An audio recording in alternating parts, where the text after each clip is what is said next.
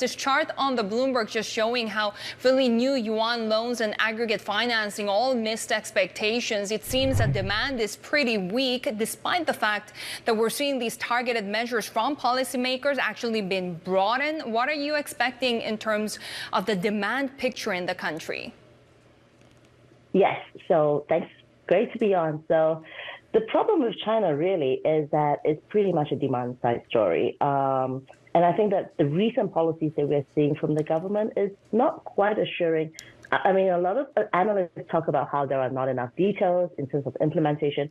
But really, I think the problem is that most of these measures are on the supply side. So without really boosting demand side of the picture, and we have seen that very clearly in the credit data, we are likely to see momentum pick up very much meaningfully going forward. The credit data really last week was quite disappointing for a few measures. If you look at the household loans data, which is really a good measure of the kind of consumption, the kind of demand picture of the economy, it's been quite low. And part of that reflects the fact that in July, typically there is very strong seasonality effects. But part of that also reflects the fact that the property sector is still very much in correction mode, which means that the risk aversion amongst consumers are still pretty high. And we have the PBOC, of course, setting the one-year rate today and really not expected to do much, keep it steady. But what can they actually do in terms of monetary policy when demand is that weak? Yeah, so we've said for a long time that really the monetary transmission mechanism, as we like to call it, in China is pretty much broken. And that is, the fact that even if you increase credit supply, if there is no demand to meet that, you kind of have that pass-through effect somewhat muted. I do think that the focus of PBOC right now is to really ensure that liquidity conditions remain quite ample in the system, and that would really help facilitate some of these fiscal measures that perhaps the government is looking to put in place.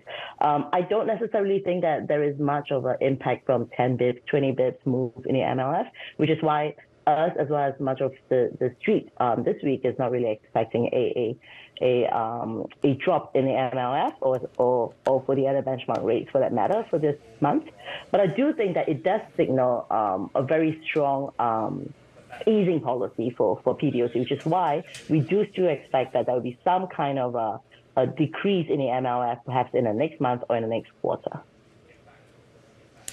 So, Louise, you mentioned this lack of demand for lending in China. There's not a huge amount of demand coming from offshore either. We've got foreign direct investment declining. How long do you see that trend enduring for? And can foreign investors really continue to ignore a market of China's size for too long? I think much of that, I wouldn't say aversion, much of that slowdown that we see in foreign direct investments going into China is really driven by a few factors. One is the fact that the regulatory environment onshore has been quite uncertain, even though I think President Xi and as well as high-level authorities have been very much focused on attracting investments. That really hasn't worked. And of course, you add in the mix that, there's geopolitical tensions, there is a U.S. new outbound investment review mechanism that they are looking to put in place. These are the factors that really, I think, spook investors. I don't think that this is a temporary phenomenon. I would expect that drag to persist for a while, which is why I think over time you would see, China's balance of payments surplus does get smaller over time.